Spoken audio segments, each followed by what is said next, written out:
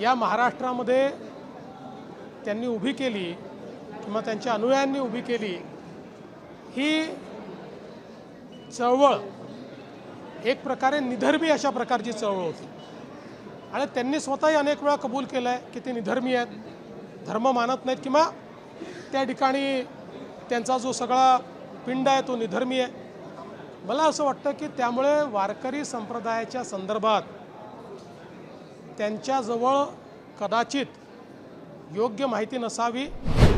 पवार साहेबांचं महाराष्ट्राच्या विकासामध्ये योगदान असलं तरीही वारकरी विचारांशी त्यांचा फार संबंध राहिलेला नाही, कारण ज्या प्रकारची चळवळ या महाराष्ट्रामध्ये त्यांनी उभी केली किंवा त्यांच्या अनुयायांनी उभी केली ही चळवळ एक प्रकारे निधर्मी अशा प्रकारची चळवळ होती आणि त्यांनी स्वतःही अनेक वेळा कबूल केलं आहे की ते निधर्मी आहेत, धर्म मानत नाहीत किंवा त्या ठिकाणी त्यांचा जो सगळा पिंड आहे तो निधर्मी आहे।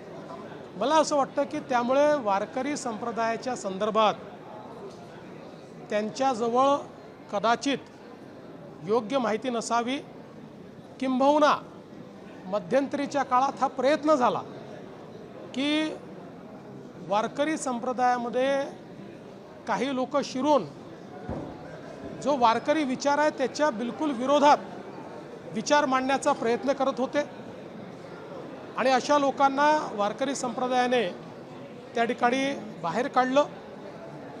आपण एक लक्षात घ्या की ही जी हजारो वर्षाची समृद्ध परंपरा आहे, किमान गेल्या 800-900 वर्षाचा इतिहास जर आपण बघितला तर वारकरी विचार हा श्रद्धेचा विचार आहे, वारकरी विचार हा बंधुतेचा विचार आहे आणि वारकरी विचार हा भागवत धर्माची पताका घेत प्रत्येक जो व्यक्ती आहे त्या व्यक्तीच्या मनाची चित्ताची शुद्धता झाली पाहिजे अशा प्रकारचा विचार करणारा, पर्यावरणाची साधर्म साधणारा अशा प्रकारचा विचार आहे।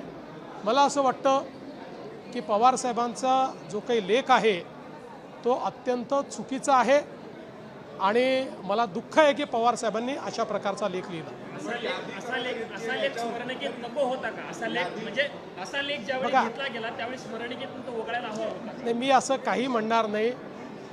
एक गोष्ट अशी आहे की प्रत्येकाला आपलं मत अभिव्यक्त करण्याची त्या ठिकाणी मला असं वाटतं की एक अधिकार प्रत्येकाला आहे आणि कुठल्याही साहित्य संमेलनामध्ये वेगवेगळी मतं येत असतात, कोणी काय लेख लिहावा।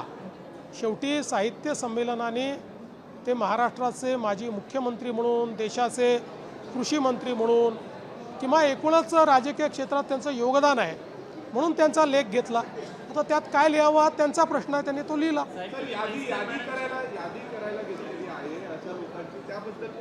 कशाची यादी? त्यांनी पुढे लेखामध्ये म्हटलं की अशा लोकांची यादी, धर्मांध लोकांची यादी करायला हवी। खऱ्या अर्थानं त्यांना हवी असेल तर वारकरी विचाराच्या विरोधात जाऊन जे लोक वारकरी संप्रदायामध्ये त्या ठिकाणी विचार मांडण्याचा प्रयत्न करतायत अशा लोकांची यादी मी त्यांना पाठवून देतो। म्हैसकर मॅडमशी तुमचं बोलणं झालं, ते मंत्री कोण आहेत त्यांनी सांगितलं का तुम्हाला? आणि असं काही हा फार एवढा गंभीर विषय नाही आणि त्यांनी तो गंभीरतेने घेतलेला नाही।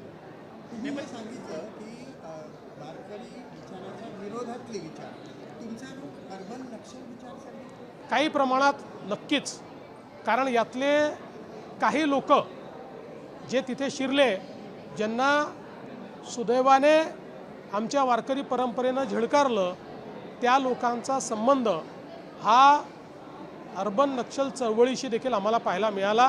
त्या संदर्भातलं डोसियर देखील माझ्याकडे आहे।